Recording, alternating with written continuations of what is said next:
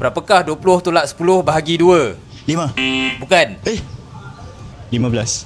Betul. Dia kena buat yang Oh, okey. Berapakah 15% daripada 120? 30. Bukan. 18. Betul. Wish. Tak ada enjin ni.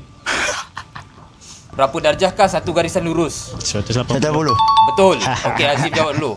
Berapakah perimeter segitiga sekata yang sisinya 18 cm? 18 cm. 54. Betul. Berapakah bilangan digit yang terdapat dalam sistem binary? 2. Betul.